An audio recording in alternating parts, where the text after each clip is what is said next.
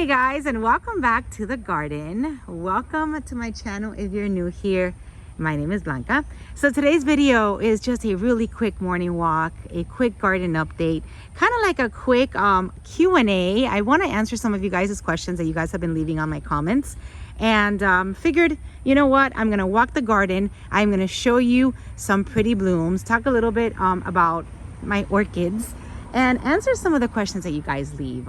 Think that it'll be a fun way to just tackle all those questions. Sometimes I get a little busy and I can't sit there and answer everything you guys ask, even though I try really hard. If it's like a question that's I know is gonna help you guys. So want to try to do that in this video, and at the same time just walk and see what's going on now that it's not raining and it's early, so it's not too hot. All right, so let's see. One of the questions you guys ask is can I mount orchids on different trees? Like, which are the best trees to mount orchids on? So let's see. In my garden, I've got Christmas palms, which are these over here. These are little thin, I don't know if they're little because they're pretty tall, but they are thin palm trees that are textured, and I love to mount them on these trees because of the fact that they're textured. I prefer textured trees. I've tried in the past to mount orchids like on royal palms, and they're just too smooth, and you know, the roots won't attach as good. So if you're in an area where you can mount, try to mount your orchids on a tree that has texture, because the roots really love to just grab on to the textured trees. So like I said, I have Christmas palms all around my pool. Now when I built my house and I installed these Christmas palms, I really didn't do it because of the orchids. I wasn't into orchids yet, but they seem to love it, so I'm glad that was my, you know, my choice. I didn't go with royal palms or anything that's smooth. So another one that I have that my orchids love is my Gumbo Limbo. And as I'm walking, I am looking, and then I just noticed that my Cattleya Big Mama cutting from Todd is giving me some flowers. Look at these. So that's good news. So this here is the Gumbo Limbo. It does peel, which is one of the questions that you guys have asked. Is it okay that the tree peels to mount? And I don't think that the fact that this tree peels has anything to do with the way that it attaches. I mean, you could see all of the roots just growing everywhere, all over this Gumbo Limbo. And on this Gumbo Limbo, I don't know if this is like the actual name. I've always known it as a Gumbo Limbo. I'm gonna back up a little bit. There's like two birds up here that are fighting. Really? So a Gumbo Limbo is the only name I know for it. I mean, this is a tree right here. It's one of the native trees to South Florida, or to Florida. And my orchids love it. So on this Gumbo Limbo attached, I have oncidiums, I have encyclias, I have phals, I have, let's see the oncidiums that I have I have Cattleyas on this side, which is my big mamas, and they've grown, you guys. I mean, Todd sent me a few years ago, I got 2 cuttings, and she has she's like doubled or tripled in size. So yeah, so like oncidiums, I have a hanging zygopetalum. She's hanging there, she's not attached, but you could see. Now another question you guys ask is, can I mount every single type of orchid? You know, I think that you can. They're all epiphytes, they all love to be mounted, and that's the way that they grow, except for the ones that grow like down low. But as far as every single type of dendrobium, or at least most of them, some of them grow like in rocks and stuff like that, like the tigrinium, the kingianums. But as far as like your Dendrobium nobilis, your regular dendrobiums, like the baranas, or I don't know what Dendrobium phals, I think they're called, I don't know, don't quote me, but as I do mount most of my dendrobiums. So and they do amazing. Look at this beautiful girl. This is a zygo. And I believe that this is my blue blazes. I'm not sure. Beautiful zygo in bloom. She had another bloom down there that I don't know, I guess didn't thrive and didn't make it, but she's a beautiful orchid. And this one is kept in a clay pot. So yeah, so as far as oncidiums I love to mount, dendrobiums I love to mount, cattleyas I love to mount. I have oncidiums, all different types, cherry babies. Look at this beautiful one. And then I have my dancing ladies that I just attached. Let's see what else. I don't like to put vandas on my trees. That I don't like to do. I have some vandaceous types, like some moncaras that do not do well, which are mounted over here on those. Let me go over here to show you. So the moncaras and the vandas do not, for me, I mean, everybody's different. Under my care, the moncaras do not thrive, or the or what are these called? I've had them for so long I even forgot what they're called. And they really seriously, they have never even given me one flower. They don't like it. It's so sunny. So they've gotten, here you go. So these are arandas, and I got these such a long time ago, you guys. I got these at Redlands, I want to say in 2018. And they've been on this tree since then. They've grown multiple crowns. They grow, they get taller, but I have never seen one flower come out of any of these. And I was actually going to, oh, the sun, guys. I was actually going to put it on a vanda mesh and see if it does better, and just take them off the trees, because it's they do nothing. So yeah, so as you can see, I love my oncidiums. This is a cherry baby. They love to be mounted. I mean, all of my cherry babies are spiking right now. It's their time. Cherry babies really love the summer, and that's when they really thrive and spike. Let's see, another question you guys ask is, where are you located? I don't know how many times I'm going to answer that question, but it's fine. I mean, I'm located in South Florida, closer to the southern part. So South Florida, right between, I don't know if you guys are familiar with like the Kendall area, right between that and Homestead. So I'm kind of like right before the Redlands.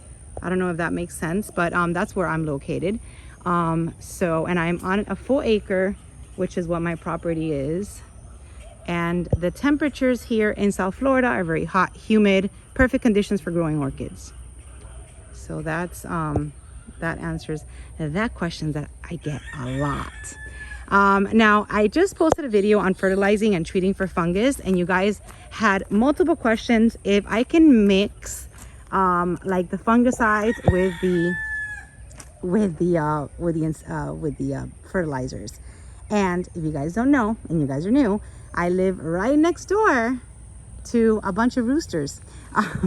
My next door neighbors has a bunch of roosters as pets, so they are constantly saying good morning, and they're saying good morning this morning.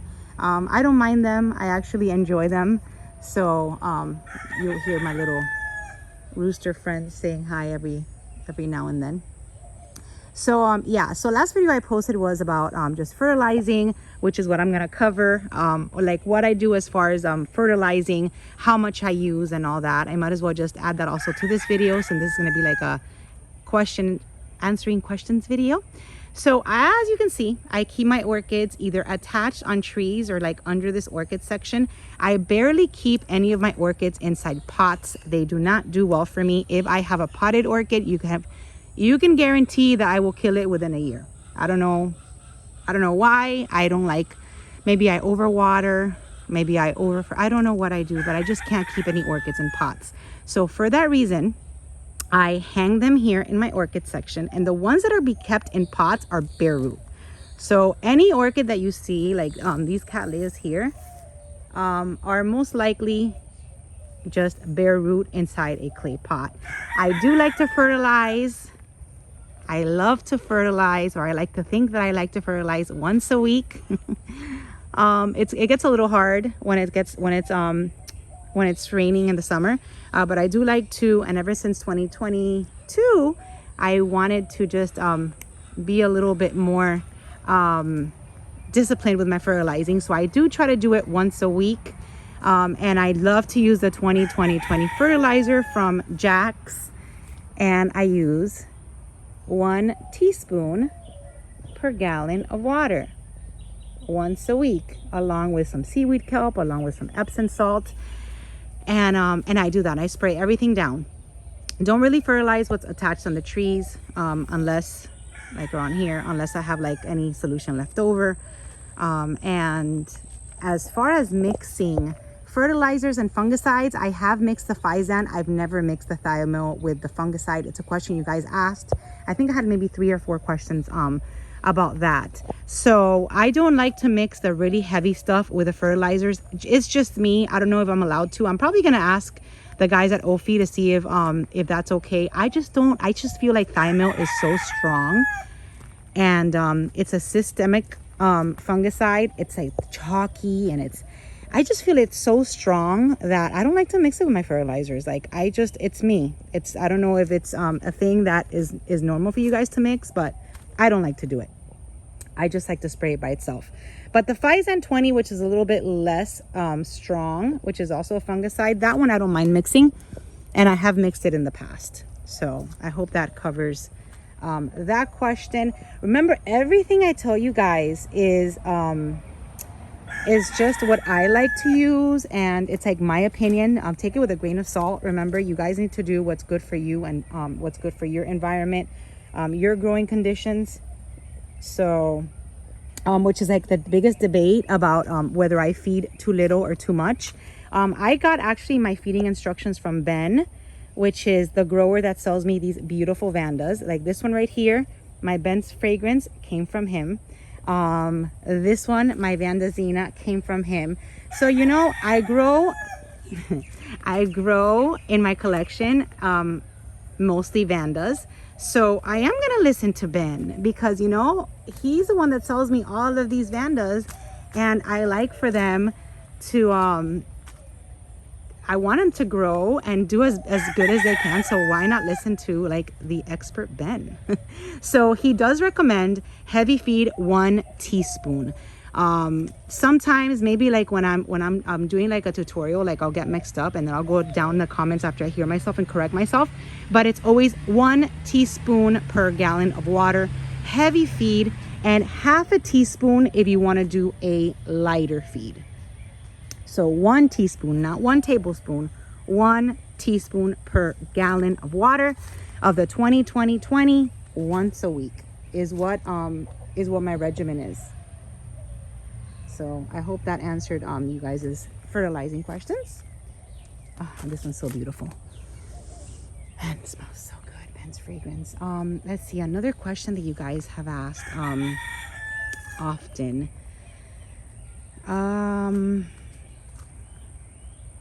I need to think. I covered the fertilizing, I covered the growing, I covered what orchids I like to mount, I covered where I live, which is, believe it or not, something you guys, I have got that question so much. It must be like some of the new subscribers that just look at one video and then ask me you know, where you're from and all that. Other than that, I think those are like the top questions that you guys have for me. And now I'm just kind of looking around. If I think of something else, I will let you know. Yeah, you know, last video I showed you guys how my Chilachista Parishii really wasn't doing too hot. I mean, this one's doing okay. Seems like it's drying up in here. But this one that's mounted in this clay pot, and yeah, another question you guys have, where are my clay pots from? So Bangjang Orchids has them, especially like these really pretty, like longer, like the hearts and the decorative ones. And see, all these hearts come from him. And then RF has some too, and the ones from RF are a little bit more simple, like just like the little circles. So let me show you my other Parishii. Yeah, this one's completely dried up, except for like that little piece there. And then another question, when are you gonna stop buying so many orchids? And I don't have an answer for you. That's really a hard one, because you know, like I said, you know, collecting orchids makes me happy. Getting new orchids makes me happy. Now what I'm gonna start doing is kind of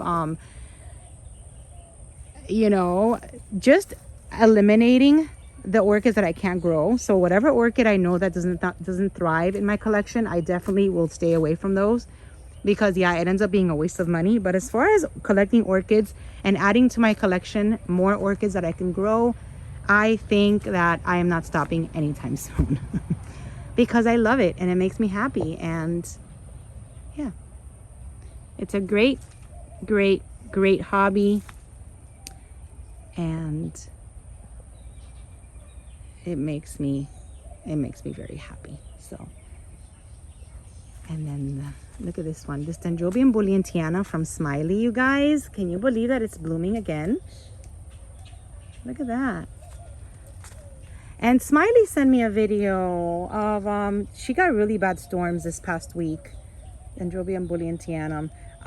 The winds were really strong in her greenhouse, and it even like took off part of her roof. So I hope she's doing okay. If you guys speak to her frequent, check up on her.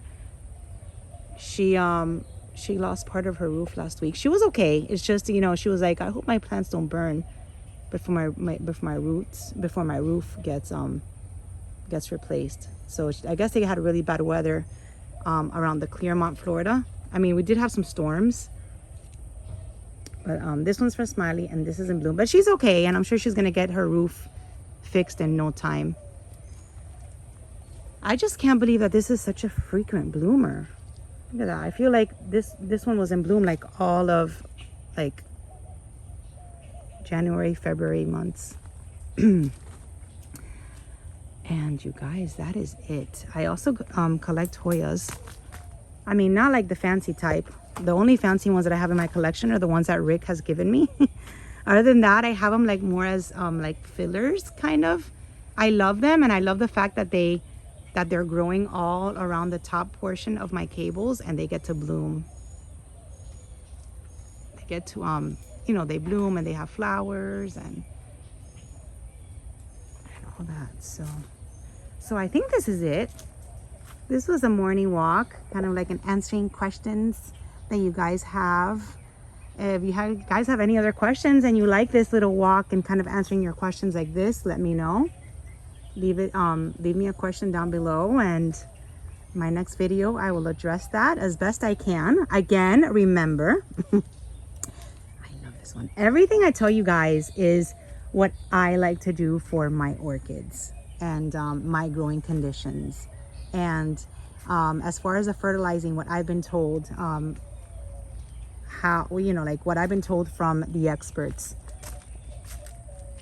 which are like Ben or the guys from Ophi.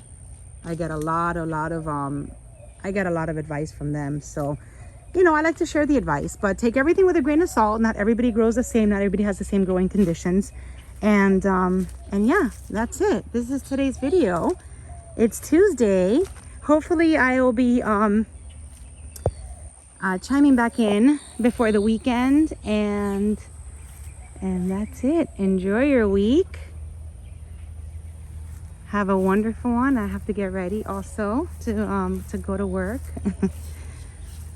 Just wanted to see how my orchids were doing. My sprinklers are off, so I might have to just grab that hose and go give everything a little spray, because I'm not sure if it's gonna rain today. But that's it, you guys. Thanks again for watching. Thank you for your questions. Thank you for your advice. Thank you for your comments.